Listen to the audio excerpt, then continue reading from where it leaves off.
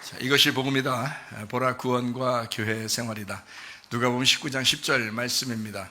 인자가 온 것은 잃어버린 자를 찾아 구원하려 함이니라. 구약의 복음이 있습니다. 이사야 53장 5절 말씀이죠. 주님이 찔리신 것은 우리 허물 때문이요 주님이 상하신 것은 우리 죄악 때문이라. 주님이 징계를 받음으로 우리가 평화를 누리게 되었고 주님의 채찍에 맞음으로 우리가 나음을 얻게 되었습니다. 고린도서 6장 2절 말씀입니다. 보라 지금이라. 은혜 받는 것도 구원받는 것도 지금입니다. 늘 우리는 지금을 살게 되어 있습니다.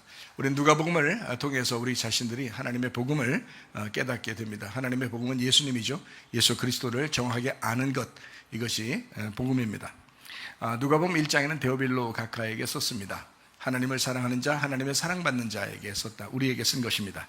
누가복음 2장 예수님의 탄생, 베들레헴에서 탄생했죠. 떡집, 빵집이라고 하는 그곳에서 구유에 태어났습니다. 짐승의 먹잇감으로 오신 예수님, 선한 목자 되신 예수님이 오셨다 해서 목자들이 축하하게 됩니다. 누가복음 3장에는 요한의 침례가 있습니다. 물침례입니다. 회개의 침례죠. 예수님의 침례는 성령 침례, 불침례입니다. 성령 침례는 알곡을 모아 국간에 드리는 것이고, 불침례는 쭉정이를 불에 태워서 심판하는 것이다 라고 했습니다. 누가복음 4장에는 시험 받으신 예수님이십니다. 세 가지 시험이죠. 선악과의 죄입니다. 먹음직 보암직 탐스럽게 하는 거, 육신의 정욕, 안목의 정욕, 이생의 자랑을 이기신 주님이십니다. 그리고 난 다음에 귀신 쫓고 병 고치고 주의 일을 이제 하게 됩니다. 누가복음 5장에는 그물을 내려라 라고 했습니다. 바다 깊은 곳, 이제 강 깊은 곳에 내려야 된다라고 하는 것은 우리의 마음 깊은 곳에, 우리 영 깊은 곳에 그물을 내려야 된다는 말이고, 나병 환자를 주님이 치료하십니다. 그리고 중풍병자를 치료하시고요. 또 새 포도주는 새 포도주 부대에 넣어야 된다. 이렇게 새 포도즙은 새 부대에 넣어야 된다라고 했습니다. 새 언약, 새 말씀은 우리의 교회, 또 새로운 교회, 우리 새로운 영, 새로운 마음 안에 있어야 된다라는 것을 의미하는 것입니다. 누가복음 6장에는 안식일에 이삭 잘라 먹은 제자들에 대해서 주님이 변호하시면서 안식일의 주인은 주님이시다라고 말씀합니다. 그래서 사람들이 생각하던 것에 이제 주님께서 이제 답변을 하시고 말씀하시죠. 안식일의 주인이 주님이시다라고 하면서 안식일의 제도를 완전히 바꿔버립니다. 다시 말하면 안식일을 너희가 모르고 오해했었다는 겁니다. 안식일의 오해입니다. 안식일의 오해. 안식일은 뭐냐? 금식과 같은 것이고 침례식과 같은 것이다. 이 안식일이라고 하는 건 그냥 마냥 놀고 먹으라, 그냥 쉬라 이런 의미가 아니고 하나님의 일을 하는 날이다, 이런 말입니다. 그래서 주님의 일, 주님께서는 안식일날 일부러 병을 고치고 일부러 주님의 일을 하신 것은 주님이 일하시는 날이 됐기 때문에 그런 겁니다. 그걸 안식일이다 이렇게 표현한 것입니다. 그것이 바로 금식과 같은 거죠. 내 말을 중지하고 하나님의 말을 하는 것, 내 음식을 중지하고 하나님의 음식으로 살아가는 것, 또 침례와 똑같습니다. 나는 죽고 예수 그리스도가 살아가는 것, 이것이 이제 그런 말씀입니다. 그래서 침례에 대한 오해, 금식에 대한 오해, 안식일에 대한 오해를 우리가 정확하게 알아야 진짜 진리가 우리를 자유케 하는구나. 그래서 사람들은 겉으로 금식에 매여 있고 안식일에 매여 있고 침례에 매여 있습니다. 그러나 우리는 속에 있는 내용을 깨닫고 자유해야 되겠죠. 그래서 그런 말씀들을 우리가 여기서 배우는 것입니다. 심령이 가난하다라고 하는 것, 배고프다, 그리고 회개하고 애통하게 된다라는 것. 복 있는 사람은 심령이 가난해지고 그리고 영적으로 배고픕니다. 그러면 하나님께서 말씀을 주시죠. 그리고 애통하고 회개하게 되죠. 그래서 하나님 앞에 회개하고 슬퍼합니다. 이런 사람들에게는 이제 하나님께서 웃게 만들어 주시고 기쁨을 주실 것이다 라는 그런 말이고요. 이 뺨을 치는 자에게 저 뺨도 둘러대고 속옷 달라면 겉옷 주고 겉옷 달라면 속옷도 줘라, 둘 다 줘라, 이런 말입니다. 들보 빼내고 다른 사람의 티를 봐야 된다라는 그런 말씀에서 우리가 원수까지도 사랑하고 또 용서해야 되는 그런 높은 차원의 용서와 사랑을 해야 되겠다라는 그런 말씀들을 우리가 배우게 됩니다. 그리고 이제 좋은 나무는 예수님이고 나쁜 나무는 나고요. 좋은 이제 반석 위에 세운 집은 예수님이고 이제 모래 위에 세운 집은 나입니다. 그래서 좋은 나무는 반석이고요. 나쁜 나무는 모래입니다. 그래서 내 위에 뭐든지 세우면 어느 날 다 무너지게 되어 있습니다. 예수님 위에 세워야 돼요. 그래서 우리는 나의 믿음이 아니라 예수 그리스도의 믿음으로 살아야 된다라는 것을 철저히 배우셔야 합니다. 그래서 이제 7장입니다. 7장에는 백부장의 종을 고치는 장면, 그리고 과부의 아들을 살리는 장면, 침례 요한의 제자들에게 말하는 장면, 그리고 한 여자가 예수님께 향유옥합을 깨뜨리는 장면, 이런 이야기입니다. 예수 그리스도의 복음이 전파된다라는 것을 이제 이야기하는 거죠. 진정한 안식과 진정한 진리의 자유가 6장에 나온다면 7장에는 복음 전파, 진정한 복음 전파가 7장에 나와 있는 이야기들입니다. 자, 우리가 이제 백부장의 종을 치유하시는 그런 내용에서 우리는 이방인의 때, 성령의 때, 교회의 때가 우리에게 도래했다. 그리고 우리는 그 삶을 살아가고 있다라는 것을 우리가 알 수 있죠. 어느 날 우리는 말세를 맞이합니다. 종말을 맞이하고 마지막 때를 맞이하게 되어 있습니다. 그런데 이걸 어떻게 계획하느냐? 하나님께서 이제 하나님의 시계가 있고 하나님의 시간표가 있다. 이것을 가만히 보면 된다. 그래서 이걸 어떻게 보느냐면 이스라엘을 봐라. 그리고 대한민국을 봐라. 그리고 안에 있는 내면적으로는 교회를 잘 봐야 된다. 그래서 겉의 모습에는 이스라엘에 돌아가는 것을 잘 봐라. 대한민국을 돌아가는 것을 잘 봐라. 그리고 속의 내면에는 교회가 어떠한가, 지금 어떻게 교회들이 살아가고 있는지를 잘 살펴보면 알게 될 것이다 라는 그런 말이고요. 난리와 난리의 소문이 있고 전쟁도 있고 기근도 있고 지진도 있다. 인내로 너희 영혼을 얻을 것이다 라고 되어 있습니다. 예루살렘의 군대에 포위된다고 되어 있고 온 지구상의 모든 사람에게 다 임한다 라고 했습니다. 이스라엘을 미워하게 되고 교회를 미워하게 됩니다. 그게 마지막 때입니다. 여러분, 지금 시대가 그렇지 않습니까? 그런 시대를 우리가 맞이했다면 우리가 조심해야 되겠다 이런 생각을 해야 되겠죠. 당연히 이스라엘을 미워하는 것은 하나님을 미워하는 것이요, 교회를 미워하는 것도 하나님을 미워하는 것입니다. 사람들이 하나님을 마음에 두기 싫어하기 때문에 그런 일들이 벌어지는 것이다. 이 말은 왜 미워해요? 괜히 교회를 왜 미워하냐고요. 교회가 뭐 잘못했다고 그렇게 교회를 괜히 미워해요. 교회이기 때문에 그냥 미워한다는 거예요. 그 말은 하나님이 밉기 때문에 그래요. 하나님을 싫어하기 때문에 사람들이 하나님을 마음속에 두기 싫어하기 때문에 그렇습니다. 그러나 우리가 그럴 때 하나님 안에서 애통하고 슬퍼하는 사람이 있다면, 이 시대를 바라보면서 슬퍼하는 사람이 있다면 모든 눈물을 닦아주실 것이다. 지금은 눈물의 시대입니다. 그러나 하나님은 우리에게 주님 우리가 만날 때 눈물을 다 닦아주시는 시대가 오게 될 것이다. 결국 하나님은 우리를 돌보실 것이다. 지키실 것이다. 이런 말입니다. 자, 우리는 이제 이래서 우리는 어떤 죄를 짓지 말아야 되냐. 잠언서 6장에 보면 하나님이 싫어하는 죄가 있다. 그리고 마가복음 7장에는 마음속에 죄가 있다. 로마서 1장에는 마지막 때에 죄가 있다. 고린도전서 6장에는 하나님의 나라 상속을 못 받는 죄가 있다. 갈라디아서 5장에는 육체의 일에 대한 하나님 나라 상속을 받지 못하는 그런 육체의 일들이 있다. 골로새 3장에는 탐욕이라고 하는 우상 숭배가 나온다. 그리고 디모데후서 3장에는 말세에 일어나는 일들, 말세에는 이런 일들이 꼭 벌어진다라고 하는 것이 쭉 나와 있는데요. 경고를 받아야 합니다. 우리가요.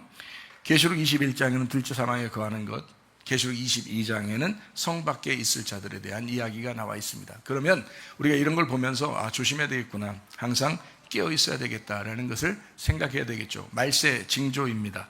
과학이 발달합니다.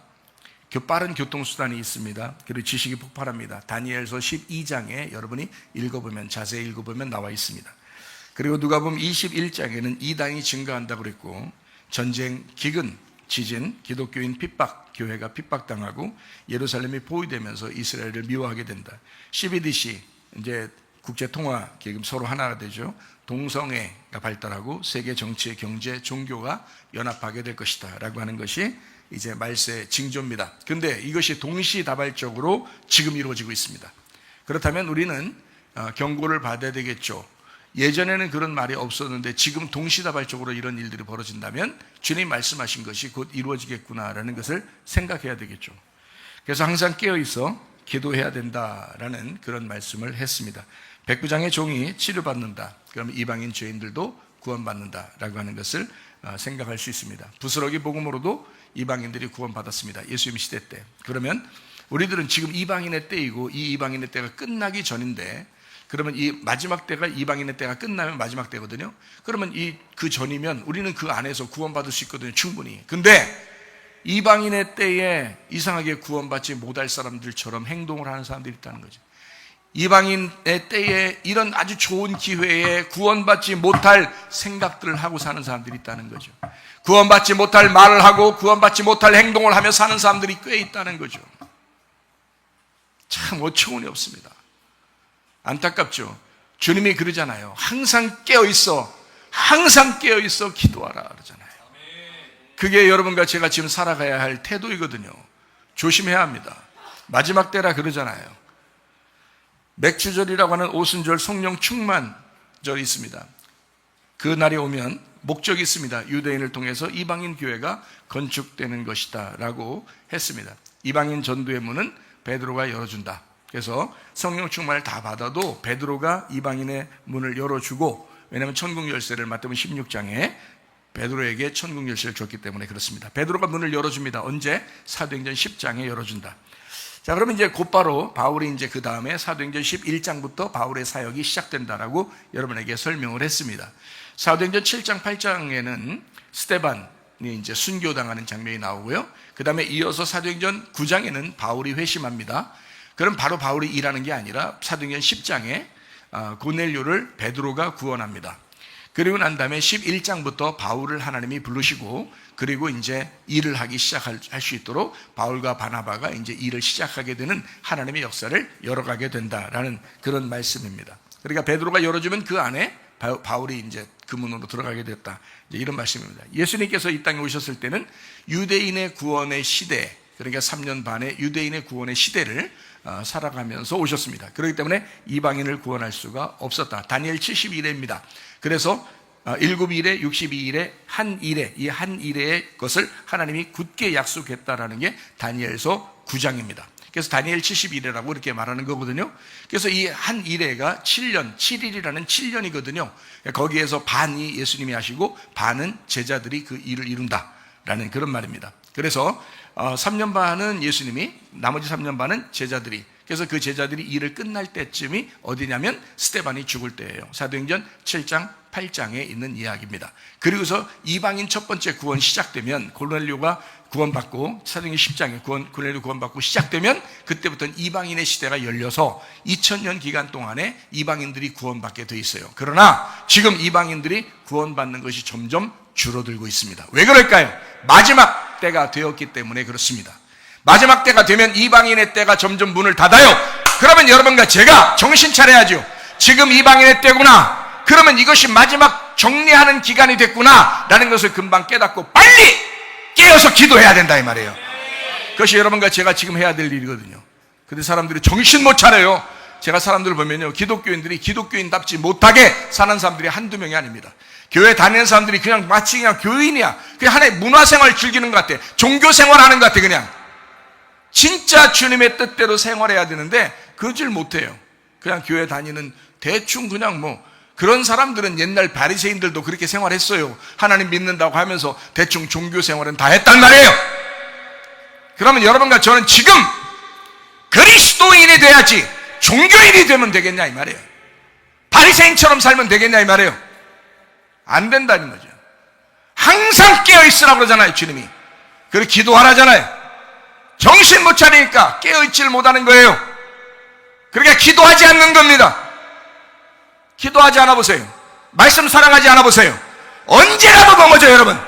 목사도 넘어지는데 생각을 해보시라고. 누가 안 넘어지겠어요? 누가 장담하겠냐 이 말이에요. 정신 차리셔요. 항상 깨어 있으십시다. 그리고 기도하십시다. 그게 우리가 해야 할 일이란 말이에요. 그래서 한 일에 아주 정확한 것을 주님께서 약속하신 것을 이루신다. 예수님께서 3년 반 동안 일하셨어요. 제자들도 3년 반 동안 일하시고 이제 마지막 이것이 70일회가 완성되었다라는 겁니다.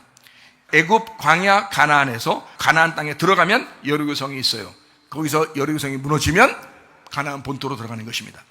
뜰, 성소, 지성소, 지성소에 들어가면 언약궤를 만나야 되는 거예요. 그게 말씀입니다. 지금은요, 영과 진리의 예배를 드리는 때입니다. 하나님의 말씀을 진리로 깨닫는 시대란 말이에요. 근데 정신 못 차리도록 만드는 게 마귀예요. 그러게 이상한 교리들, 이상한 생각들, 이상한 그 설교들을 막 그냥 쏟아내게 만들어요, 교회에서.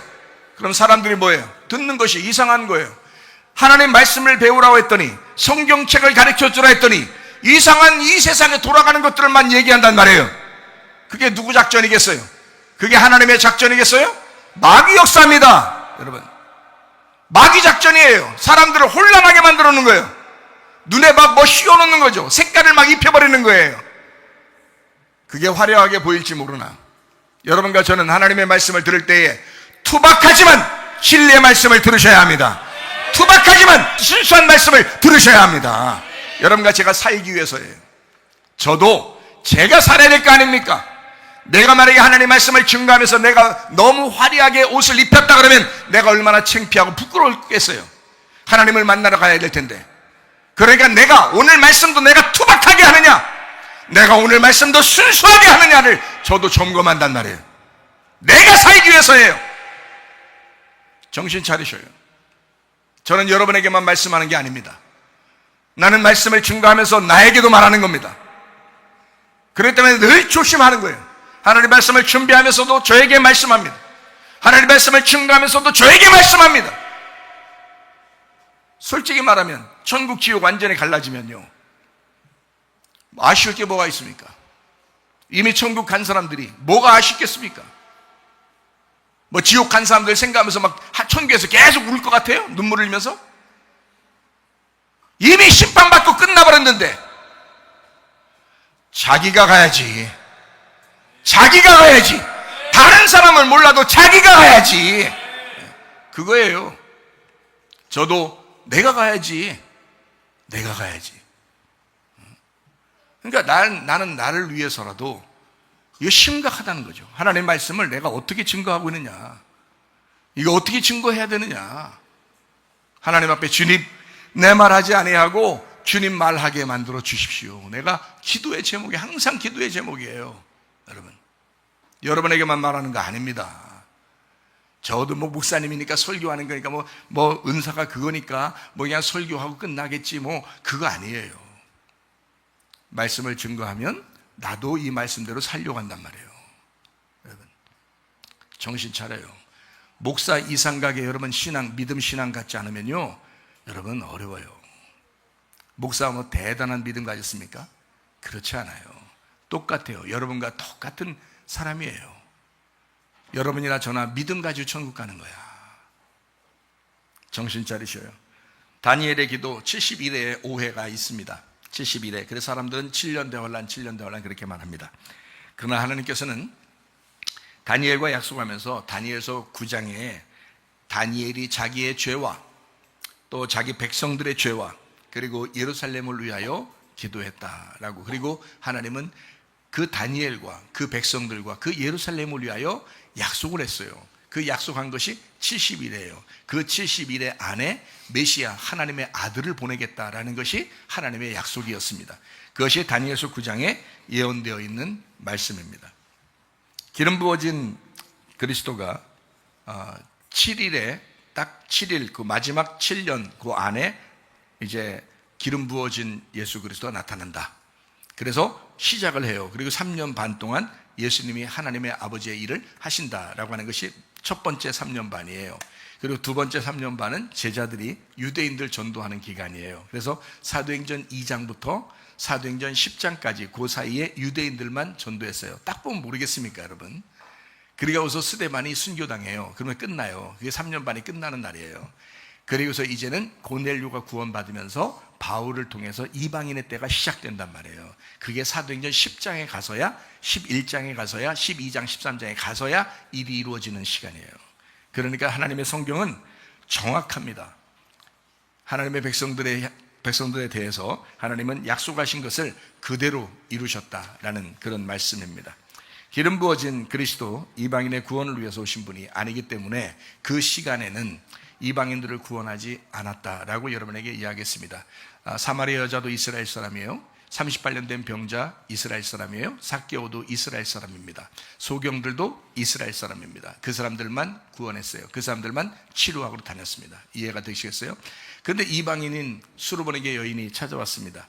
그랬더니 예수님께서 자녀의 떡을 걔에게 줄 수 없다. 나는 이방인의 때에 온 게 아니기 때문에, 유대인들을 위해서 왔기 때문에 내가 너에게 줄 것이 없다라고 말합니다. 그때 수르보니게 여인이 그렇게 말합니다. 자네의 떡을 푸스러기, 개들도 부스러기 떨어진 거 그거 주워 먹지 않겠습니까? 내게 좀 자네의 떡을 던져주다가 좀 부스러기 떨어지면 그거 제가 주워 먹겠습니다 라고 했을 때 주님이 네 믿음이 너의 딸을 구원했다라고 말씀을 하는 것입니다. 이방인이 찾아오면 주님께서는 개인의 믿음을 확인합니다. 그리고 너의 믿음이 바로 그 역사를 이룰 것이다 라고 이야기합니다. 백부장의 종이 이제 아플 때 주님께서 백부장과 같이 이야기할 때 내가 집에 가서 고쳐줄까? 이렇게 얘기를 해요. 아마 한번 떠본 것 같아요. 그랬더니 백부장이 뭐라 그래요? 우리 집에 오는 것을 감당하지 못하겠습니다 라고 얘기했어요. 그러면서 말씀만 해주십시오라고 얘기하거든요. 그랬더니 예수님께서 그의 믿음을 칭찬합니다. 이스라엘 중에서도 이만한 믿음을 만나보지 못했다라고 할 정도로 이 사람 이방인의 그 믿음을 참 칭찬했습니다. 그래서 큰 믿음이 이 사람의 그 이스라엘 사람들보다 더 큰 믿음, 더 나은 믿음이 무엇인가라고 했을 때 이 사람은 예수님이 직접 와서 손을 대면서 치료해 주지 않아도 말씀만 하셔도 보이지 않는 그 말씀만 하셔도 치료받을 것 같습니다 라는 그 믿음, 다시 말하면 보이는 믿음이 아니었단 말이에요. 여러분, 예수님께서 여러분의 병을 치료하고 또 가정을 잘 되게 하고 또 뭔가 기도하면 그대로 바로 이루어지는 눈에 보이는 것 가지고 여러분의 믿음을 가지고 있습니까? 그런 믿음은 큰 믿음이 아닙니다. 주님은 보지 못하고 믿는 자들이 복되도다 이렇게 말씀합니다. 그러니까 여러분과 제가 곧 믿음이라고 하는 것, 보이지 않는 다 말씀으로 온 믿음이기 때문에 말씀에 의하여 온 그 믿음을, 여러분이 보이지 않는 믿음, 더 큰 믿음, 아브라함이 가졌던 그 믿음, 갈 바를 알지 못하고 주님을 따라갔던 주님의 말씀을 따라갔던 그 아브라함의 믿음처럼 우리가 살아가야 되겠다. 바벨탑을 짓던 그 사람들은 막 보이는 그 성을 져가지고 하늘까지 막 올라가려고 했잖아요. 하나님이 다 무너뜨립니다. 여러분, 보이는 믿음은요 어느 날 다 무너집니다. 여러분, 다 무너져요. 특별히 우리 교회 와서 말씀 들어보세요. 우리 교회에서 흘러나오는 말씀이 저장되어 있으니까 그 저장되어 있는 말씀들을 한번 집에서 들어보세요. 새벽이든 저녁이든 늘 한번 들어보세요. 여러분, 다 무너집니다. 여러분이 가지고 있던 그 믿음들은 거의 다 무너져 버려요. 여러분, 여기 말씀은, 성경의 말씀은 나를 무너뜨리고 예수를 세우고자 하는 것이기 때문이에요. 예수를 세우고자. 그래서 바울도 자기가 자기를 무너뜨린다. 어떻게 무너뜨리냐? 날마다 죽는다 그렇게 말하는 거예요. 날마다 나는 죽는다. 날마다 나는 무너진다 그러는 거예요. 그래야 주님이 세워지니까, 그래야 주님이 부활하시니까, 그래야 우리가 살아나는 거니까 그런 말씀을 해주고 있습니다. 말씀에 의한 믿음으로 천국 간다라는 말입니다. 백부장이라고 하는 사람은 어떤 사람이었느냐? 그 종의 아픔을 같이 공감하는 사람이었다. 여러분, 교회 안에서도 또 가정에서도 아픈 사람들이 있습니다. 여러분, 그 아픔에 그 공감하는 사람들이 있으면 참 좋겠습니다. 가정에 문제가 있는 사람들이 있습니다. 마음이 참 씁쓸하고 힘들죠. 그런 사람들과 여러분 공감하시면 마음이 착한 사람입니다. 이 백부장은 참 착한 사람이다 이런 거죠. 그러니까 이 사람은 그 유대인의 시대에 이스라엘 백성들만 구원받는 그 시대에도 그 가정이 구원받게 되었다라는 그런 놀라운 은혜가 있었습니다. 마찬가지로 고넬료라는 사람, 사도행전 10장에 이방인 첫 번째 구원받는 고넬료도 경건하고 구제하던 아주 착한 사람이었다라고 성경은 기록하고 있습니다. 온 인류, 온 지구상에 그 당시에 한 사람을 딱 구원해야 되는데, 첫 번째 이방인의 한 사람을 구원해야 되는데 누구를 고를까? 하나님은 경건한 고넬료, 착한 사람 고넬료, 선하게 구제하는 그런 고넬료를 선택하셨습니다. 이렇다면 하나님의 마음도 그런 사람에게 가 있다는 거죠. 여러분, 노아 시대에 다 멸망당했습니다. 노아가 어떤 사람이었어요? 하나님 앞에 온전한 사람이었다. 하나님 앞에 온전한 사람이었다. 하나님 앞에 은혜 받은 사람이었다. 하나님의 은혜를, 그 복음을 발견한 사람이었다.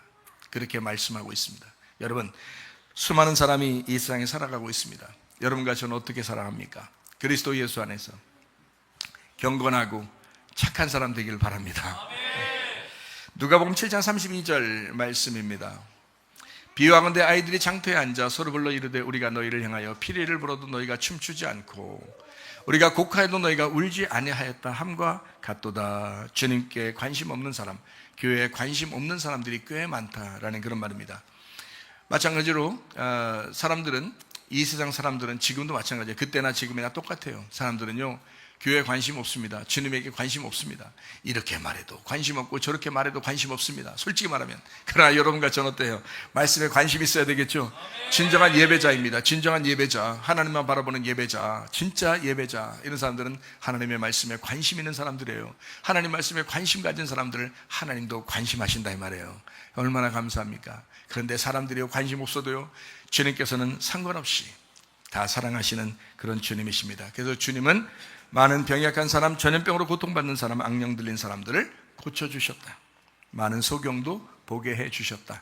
주님입니다. 주님의 마음입니다. 왜? 하나님은 사랑이니까. 요한일서 4장 8절 16절 말씀입니다. 사랑하지 아니하는 자는 하나님을 알지 못하는 이는 하나님은 사랑이라.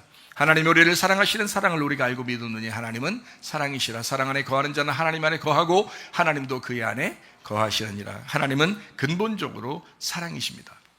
사랑. 하나님은 사랑이라. 일방적인 사랑 강조하는 그 아가페 사랑을 가지신 분이다.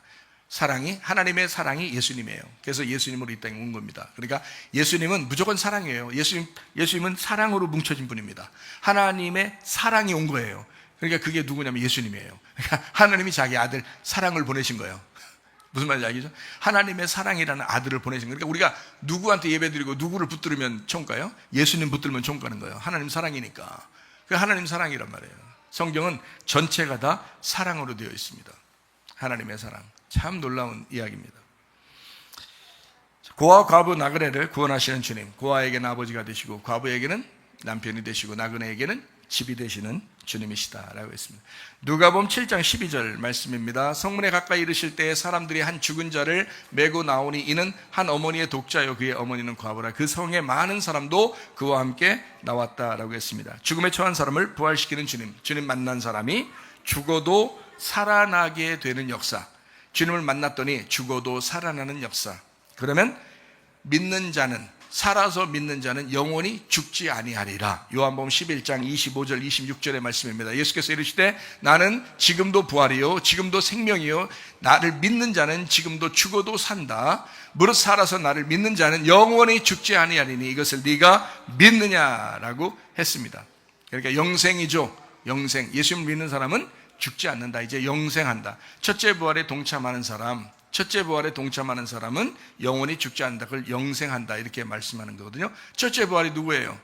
예수님이죠. 그래서 예수님 부활이라는 첫째 부활을 붙들으면 영원히 산다는 거거든요. 여러분, 그러니까 이거 굉장히 중요한 얘기구나. 그럼 우리가 첫째 부활 대신 예수님 붙들어야 되겠구나. 이렇게 생각돼야 되잖아요. 그죠? 그래서 예수님 첫째 부활에 대한 이야기를 여러분에게 좀 설명해 드리려고 그래요.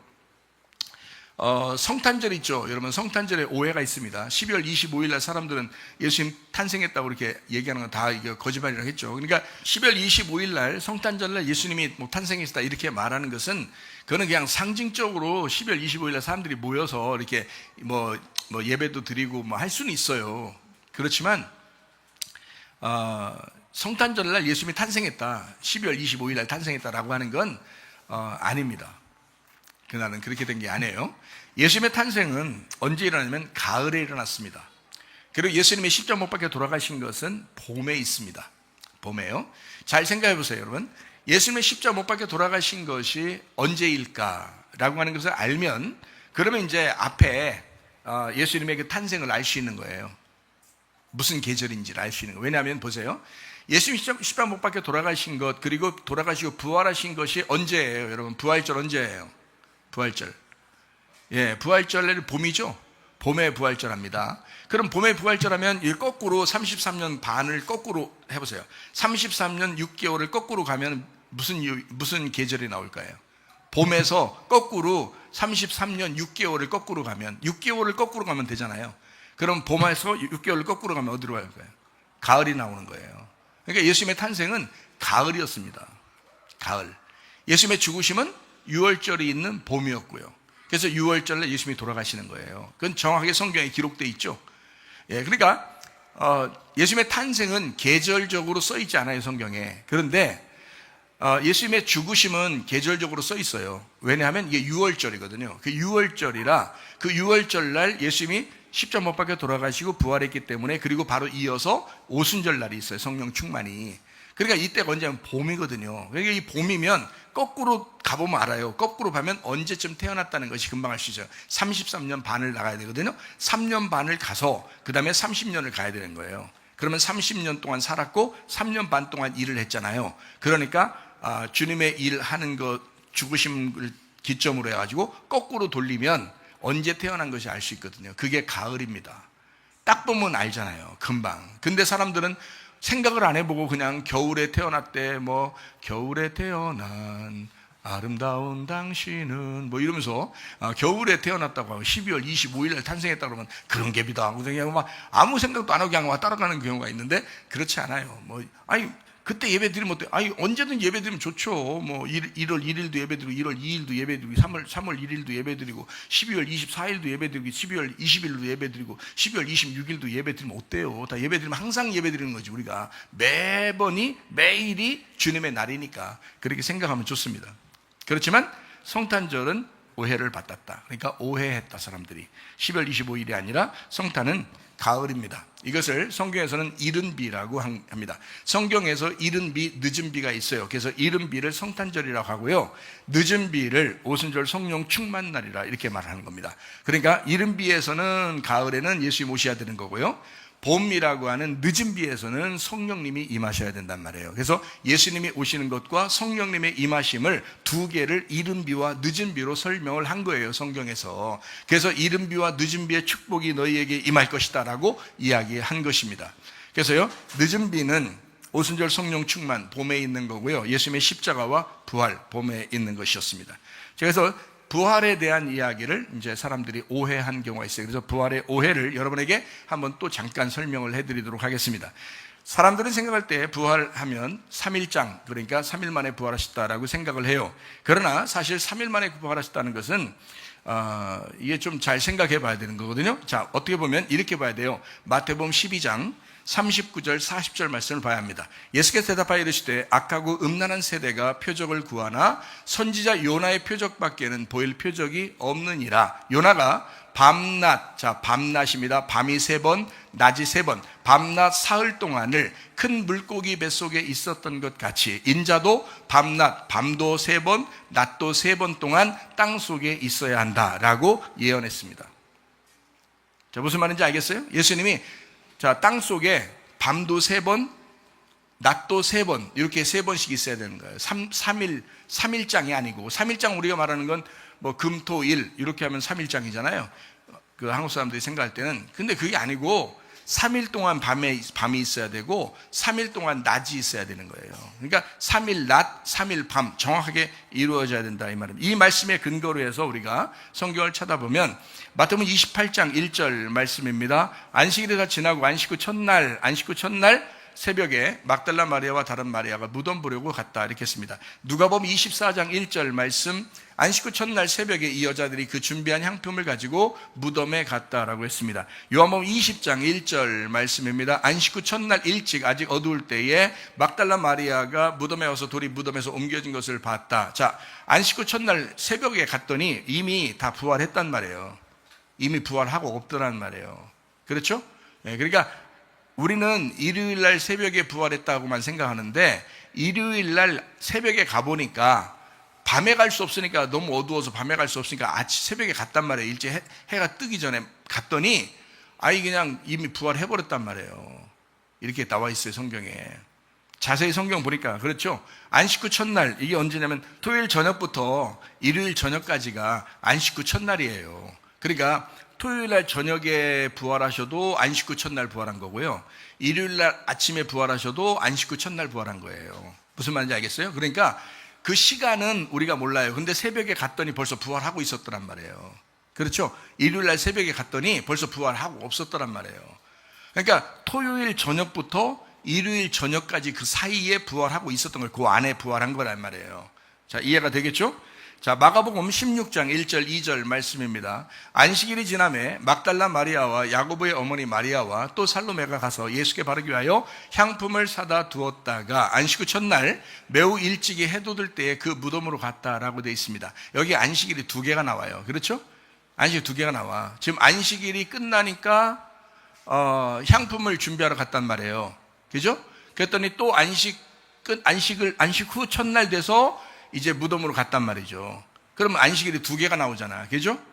첫 번째 안식일 때 안식일이 있었고, 그 다음에 그때 이 사람들이 쉬고 있다가 향품을 준비하러 나갔어요. 시장에 가서 향품을 준비하러 나갔단 말이에요. 나가 시장에서 향품을 사왔어요. 그리고 또 안식일 또 하나 안식일이 또 있어가지고 그때 쉬고 있었단 말이에요. 그리고 안식 후 첫날 바로 해돋을 때 나갔단 말이에요.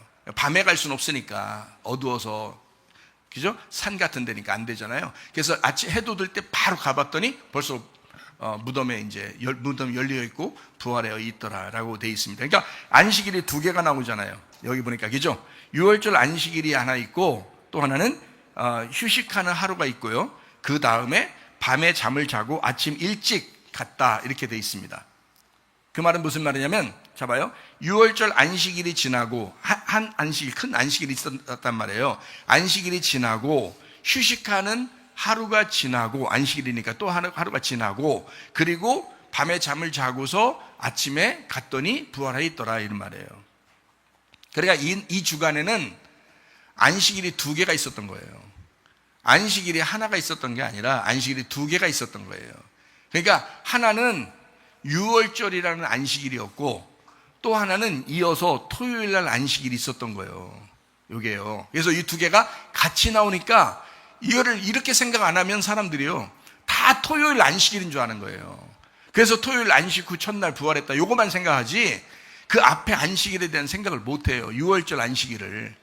예수님이 십자가 못 박혀 돌아가신 것은 다니엘서 9장에서도 그렇고 계속 예언해 왔어요. 예언해 왔는데 예수님은 유월절 어린 양의 유월절 어린 양으로 돌아가셔야 돼요.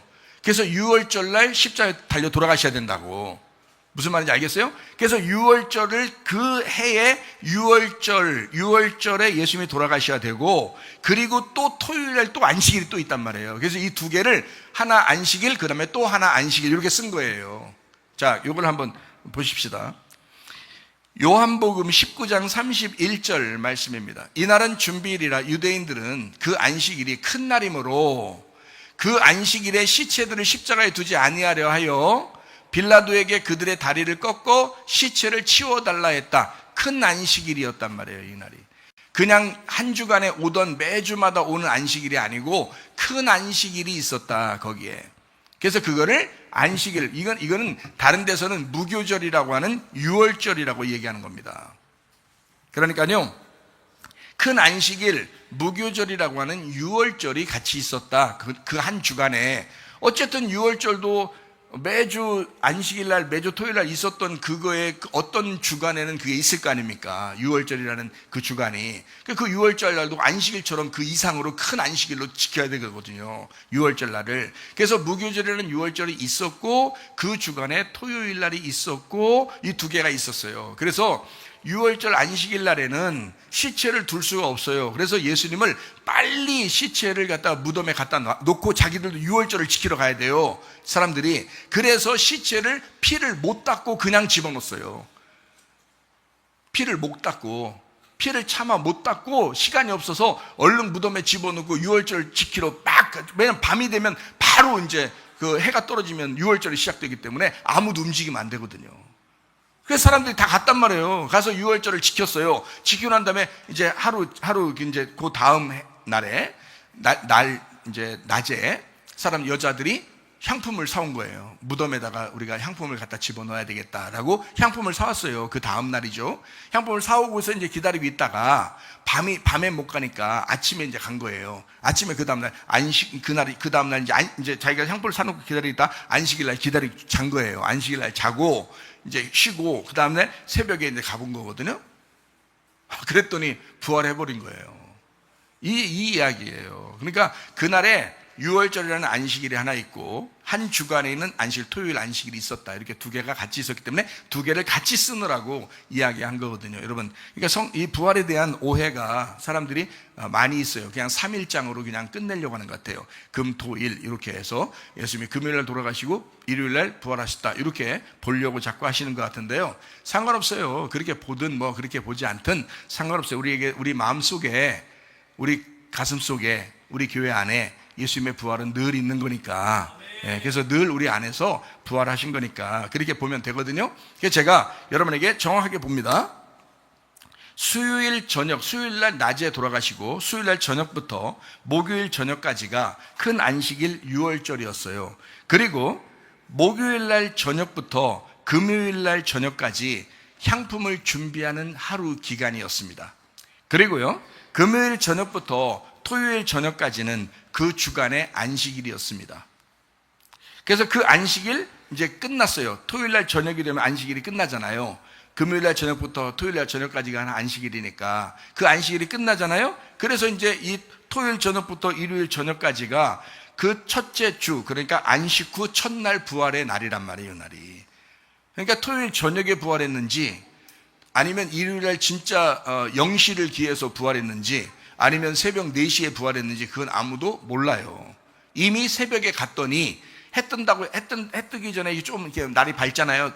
날 보면은. 그러니까 좀 밝으니까 봄이니까 말이에요. 좀 이렇게 날도 이렇게 있을 거 아닙니까? 그래서 좀 밝으려고 하니까 얼른 갔더니 벌써 부활한 거예요, 예수님이. 그렇게는 성경에 나와 있단 말이에요. 그러니까 보세요. 자, 제가 이제 계산 한번 해보겠습니다. 그냥 계산해 보는 거예요. 오해하지 마시고. 괜히 3일장 이렇게 얘기한 사람이 그게 오히려 부활을 오해한 거예요. 잘 들어봐요. 수요일 저녁입니다. 그리고 목요일 아침이 왔습니다. 그리고 목요일 저녁이 왔습니다. 금요일 아침이 왔습니다. 금요일 저녁이 왔습니다. 토요일 아침이 왔습니다. 그리고 토요일날 저녁 안식 후 첫날 저녁이 다 지나고 저녁을 다 이렇게 사람들이 저녁을 다 밤새고 이런 게 아니라 그 다음에 토요일날 안식 후 첫날 부활해 버렸습니다. 그러니까 곧 저녁이 없는 거죠. 그래서 저녁 셋, 아침 셋, 저녁 셋, 낮 셋이에요. 3일 밤, 3일 낮. 요나의 표적 3일 밤, 3일 낮, 정확하게 72시간을 요나가 물고기 뱃속에 있었습니다. 예수님도 무덤 속에 72시간을 그대로 있었습니다. 그러는 다음에 안식 후 첫날 부활하신 거예요. 정확하게 성경대로입니다. 자, 요한계시록 20장 6절 말씀입니다. 이 첫째 부활에 참여하는 자들은 복이 있고 거룩하도다. 둘째 사망이 그들을 다스리는 권세가 없고 도리어 그들이 하나님과 그리스도의 제사장이 되어 1000년 동안 그리스도와 더불어 왕노릇하게 된다라고 되어 있습니다. 예수님의 그 첫째 부활에 참여한 자, 둘째 사망이 없으니까 영생한다라고 표현하는 겁니다. 예수님을 믿는 것, 이것은 첫째 부활에 동참하는 것이다 라는 거죠. 그렇게 첫째 부활에 동참한다, 예수님을 믿는다, 그것으로 영생하게 된다 라는 그런 말씀입니다. 주님은 치료하시는 주님이십니다. 주님은 구원하시는 주님이십니다. 주님은 회복하시는 주님이십니다. 주님을 만나게 되면 소경들이 보게 되고 절름발이들이 걷게 되고 문둥병자가 깨끗해지고 못 듣는 자들이 듣게 되고 죽은 자들이 일으켜지고 가난한 자에게 복음이 전파되는 것입니다. 누가복음 7장 22절 말씀입니다. 예수께서 대답하여 이르시되 너희가 가서 보고 들은 것을 요한에게 알리되 맹인이 보며 못 걷는 사람이 걸으며 나병 환자가 깨끗함을 받으며 귀먹은 사람이 들으며 죽은 자가 살아나며 가난한 자에게 복음이 전파된다 하라라고 되어 있습니다. 주님은 오히려 병든 자들을 구원하십니다. 왜요? 누가복음 19장 10절 말씀입니다. 인자가 온 것은 잃어버린 자를 찾아 구원하려 함이니라 라고 되어 있습니다. 주님, 우리가 파괴되었을 때 우리를 찾아와서 구원하시는 주님이시다라는 그런 말씀입니다. 누가복음 7장 26절 말씀입니다. 그러면 너희가 무엇을 보려고 나갔더냐? 선지자냐? 옳다. 내가 너희에게 이르노니 선지자보다도 훌륭한 자니라. 가장 훌륭한 선지자 침례 요한을 칭찬하십니다. 주님의 길을 예비한 자라고 주님께서는 이제 칭찬하시는 주님의 길을 예비하는 자 침례 요한입니다. 누가복음 7장 28절 말씀입니다. 내가 너희에게 말하는 여자가 낳은 자 중에 요한보다 큰 자가 없도다. 그러나 하나님의 나라에서는 극히 작은 자라도 그보다 크니라 라고 얘기했습니다. 침례 요한보다 큰 사람은 없다. 그러나 주님 안에서는 침례 요한보다 다 크다. 이렇게 이야기하죠. 여러분과 저는 침례 요한보다 큰 자입니다. 이 말은 진짜 훌륭하다. 여러분 보세요. 무슨 훌륭한가. 훌륭해서 그렇게 말하겠어요? 그 말이 아니라 주님 안에서 너희가 침례 요한이라는 율법을 벗어난 복음 안에 살고 있다라는 그런 말이에요. 여러분과 저는 복음 안에서 사는 사람들이기 때문에 침례 요한까지의 그 율법에서 벗어난 사람들이다. 주님 안에서 있는 사람들은 더 큰 거다. 이렇게 이야기하는 것입니다. 고린도 전서 6장 17절 말씀입니다. 주와 합하는 자는 한 영이니라. 주님과 합하는 자는 한 영이다. 그래서 주님과 우리가 하나로 합하면 그게 하나의 영이 되는 거죠. 그래서 침례 요한이라는 그 율법보다 우리가 더 훨씬 더 앞서게 된다라는 그런 말씀입니다. 구약에서 예수님을 직접 본 사람이 침례 요한이었습니다. 선지자들도 예수님을 직접 보지 못했어요. 침례 요한만 예수님을 직접 봤습니다. 그러니까 구약의 모든 사람들 중에서 침례 요한만큼 훌륭한 사람은 없었던 거죠. 그렇죠?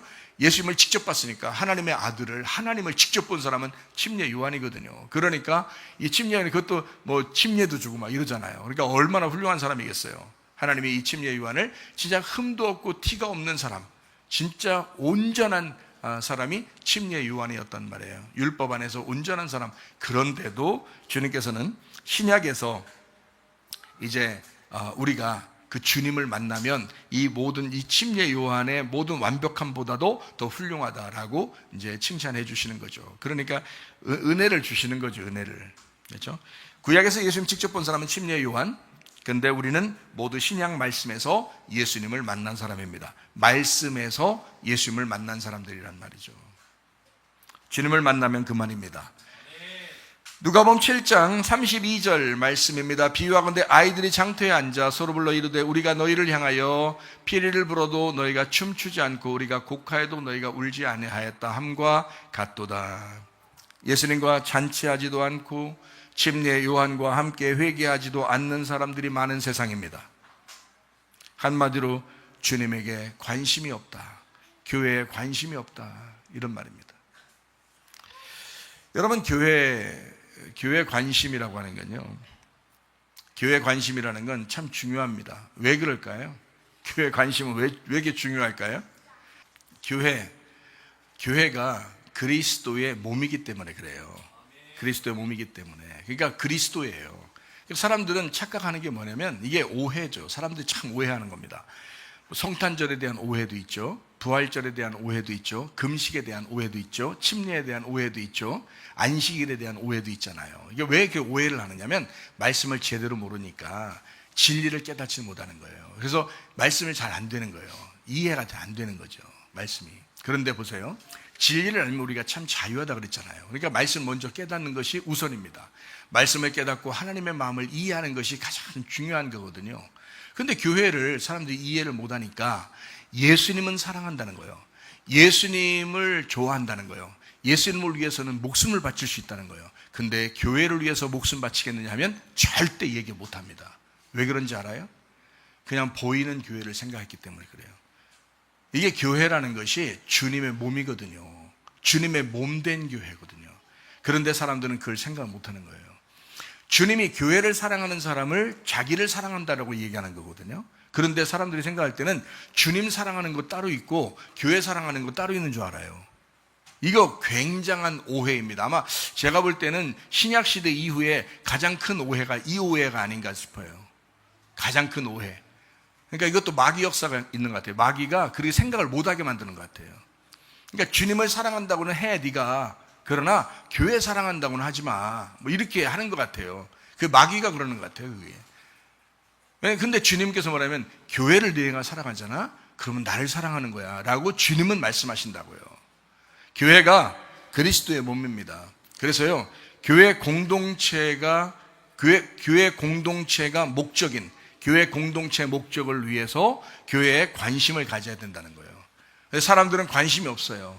주님에게도 관심 없지만 교회에도 관심이 없어요. 그래서 교회 공동체가 되려면 예배 중심이어야 합니다. 선교 중심이어야 합니다. 그래서 예배 공동체, 그러니까 예배 공동체는 어느 정도까지 예배가 돼야 되냐면요, 성문 기도학교가 날마다 말씀을 보면서 기도하면서 매일 같이 생활하는 것처럼 예배 공동체가 돼야 되는 거예요. 그래야 가족처럼 됩니다. 그리고 또 하나는 경제 공동체입니다. 이 경제 공동체라고 하는 것은 아담비 같이 이렇게 빵을 서로 만들면서 서로 이제 경제를 이렇게 만들어 나가는 그런 역할이에요. 이 두 개가 굉장히 중요하거든요. 그러니까 하나만 있으면 안 돼요. 둘 다 있어도 열정이 없으면 안 되고요. 그러니까 교회 공동체에서는 예배 공동체, 경제 공동체가 굉장히 중요하다. 이 두 개가 같이 있으면 교회는 영원히 같이 갈 수 있어요. 근데 이 둘 중에 하나가 빠지면 힘들어요. 둘 다 있더라도 열정이 빠지면 소용없고요. 그래서 둘 다 이게 있으면서 거기 안에서 한 가족처럼 열정이 생겨버리면 그러면 교회 공동체가 돼버립니다. 그게 주님의 몸된 교회라고 그러는 거예요. 그게 안 되니까 사람들이 어때요? 종교생활 하는 거예요. 대부분 다 종교생활. 그러니까 이 종교생활 하는 사람들이 잘하면 좋은데 종교생활을 그냥 교인처럼 그냥 해버려요. 그러니까 이제 자기는 그게 이제 다른 교회 사람들도 그렇게 하니까 나도 뭐 이렇게 생활하는 게 다 그런 거지 뭐 이렇게 생각해 또 위로 받으려고 그래요. 그렇지 않아요. 성경을 잘 읽어보기만 해도 여러분 알 거예요. 주님의 몸된 교회는 그렇게 사는 게 아닙니다. 유기체예요. 생명체예요. 서로 연결되어 있습니다. 만약에 다른 데서 일을 하고 다른 데서 공부하고 한다 할지라도 그 교회에 같이 참여하면서 그 마음을 같이 계속하면서 같이 연락을 하면서 계속 같이 모일 수 있어요. 근데 그걸 하기 싫은 거야. 안 하는 거야. 자기 중심인 거예요. 대부분. 교회 중심이 안 되는 거예요. 자기 중심이 되는 거예요. 교회 중심이 되려면 반드시 예배 공동체가 돼야 되고요. 경제 공동체가 돼야 되는 것입니다. 지혜자와 함께 동행하면 지혜를 얻는 거고 미련한 자와 사귀면 해를 받게 되는 것입니다. 주님이 지혜자예요. 그래서 그 지혜, 진정한 지혜자는 예수 그리스도와 함께 동행하면 그럼 예수 그리스도가 뭐예요? 교회죠. 교회. 시편 23편 6절 말씀입니다. 내 평생의 선하심과 인자하심이 반드시 나를 따르리니 내가 여호와의 집에 영원히 살리로다 라고 되어 있습니다. 주님의 선하심, 이게 토브입니다. 이게 하나님이에요. 토브, 선하심, 좋다 이 말이죠. 뭐 저녁이 되면 아침이 되니까 참 하나님께서 첫째 날이 되었다. 그리고 하나님이 지으신 모든 것이 참 좋았다라고 할 때 토브입니다. 하나님이십니다. 창조도 심판도 하나님 모든 주관하는 것은 다 토브예요. 하나님의 선하심. 그래서 선한 분은 하나님밖에 없다라고 하는 거거든요. 내 평생의 선하심, 그 하나님, 그 선하심과 인자하심이 이게 헤세드입니다. 이 헤세드라고 하는 것이 인자라는 사랑이거든요. 긍휼이라는 말이거든요. 그 긍휼함, 그게 누구예요? 예수님이에요. 하나님의 긍휼이, 하나님의 사랑이 예수님이거든요. 그래서 헤세드라는 이 단어에서 뭐가 나냐면 베데스다가 나온 겁니다. 베데스다 38년 된 병자 고칠 때 베데스다가 뭐예요? 베이트 헤세드예요. 헤세드라는 인자함, 그 긍휼하심이 있는 집, 베이트. 그래서 이 베이트 헤세드가 누구냐면 예수님을 말하는 거예요. 그래서 베데스다, 진정한 베데스다는 예수님이에요. 그래서 예수님이 왔으니까 겉으로 껍데기인 베데스다 연못은 필요 없는 거죠. 예수님이 왔으니까 예수님이 그냥 38년 된 병자 보고 구원하고 치료하고서 나오라 하는 거예요. 그러는 거죠. 그러니까 베이트 헤세드라고 하는 인자함, 그 하나님의 선하심과 인자하심이 하나님과 그리고 그 아들 예수 그리스도가 반드시 나를 따르리니, 나를 추격한다는 말이 라다프입니다. 추격하여 너를 반드시 그렇게 있게 하겠다라고 하는 그 추격한다는 겁니다. 왜 추격해요? 왜 따라오는 거예요? 하나님과 예수님이 왜 따라오는 거야? 나를 내가 여호와의 집에 영원히 살리로다. 여호와의 집에 영원히 살게 하려고 그러는 겁니다. 여호와의 집은 뭐예요? 성막, 성전, 교회, 성령입니다. 그게 여호와의 집이에요. 그러니까 성막, 성전, 예수 그리스도, 교회, 성도, 이게 여호와의 집이거든요. 그 여호와의 집에 그리스도와 한 몸 되게 만드는, 그리스도와 한 몸 되게 거하게 하시는, 그렇게 살게 만들어 주시는 것, 이것을 복이라고 얘기하는 거예요. 하나님의 복. 진정한 하나님의 복이 뭐냐? 교회와 하나 되게 하시는 복, 그것으로 인도하시겠다라는 겁니다. 하나님과 예수 그리스도 그리고 그 성령이 우리를 막 추격해서 사랑하게 만드는 것은, 하나 되게 만드는 것은 교회와 하나 되게 하시는 복으로 인도하게 하려고 하는 것입니다. 여호와의 집에 영원히 살리로다, 이렇게 말하는 것입니다. 주님과 동행하다가 주님 만나시기를 축원합니다. 누가복음 19장 10절 말씀 읽고 마치겠습니다. 인자가 온 것은 잃어버린 자를 찾아 구원하려 함이니라. 우리 하나님 아버지 사랑과 은혜를 감사합니다. 하나님, 우리 자신들이 너무 살아 있습니다. 그러다 보니까 너무 교만하고 너무 자만심을 가지고 자존심만 세서 그렇게 살아가는 사람들이 너무 많습니다. 하나님 아버지, 우리 자신들이 잃어버린 자, 파괴된 자, 진정으로 나를 비워내는 자가 되게 하셔서 그리스도 예수로 채워 살게 하옵소서. 그리스도 예수로 충만하게 살게 하옵소서. 예수 그리스도 존귀하신 이름 받들어 기도 올리옵나이다. 아멘. 주님 감사합니다. 우리 하나님 아버지 함께 하시고 사랑하심을 믿습니다. 우리 하나님 도와주옵소서. 우리 한번 기도하고 가죠. 우리 하나님 앞에 기도합니다. 기도할 때 하나님 아버지, 내가 그리스도로 충만한가? 나는 정말 그리스도 예수만 있으면 되는가? 그리스도 예수로 충만한 가정인가? 이 가정이 정말 하나님께서 선택하실 만한 그런 경건한 착한 사람들인가? 하나님의 놀라운 은혜 가운데 있는 우리 가정이 되게 해달라고 두 손 높이 들고 기도합니다. 우리 하나님 아버지 인도하시고 사랑하심을 믿습니다. 주 예수로 충만하게 하옵소서. 주시옵소서. 예수 충만하게 하옵소서. 예수 충만하게 하옵소서. 우리 하나님 인도하시고 사랑하심을 믿습니다. 입만 돌리시오. 우리 하나님을 찬양합니다. 하나님 아버지여 붙들어 주시옵소서. 하나님, 우리의 평생에 하나님의 선하심과 인자하심이 우리를 정령 따라와 여호와의 집에 영원히 거하게 도와 주시옵소서. 우리 하나님 아버지 함께하시고 사랑하심을 믿습니다. 주님만이 영광받아 주시옵소서. 오 할렐루야. 사랑과 은혜가 충만하신 우리 하나님 아버지 인도하시고 사랑하심을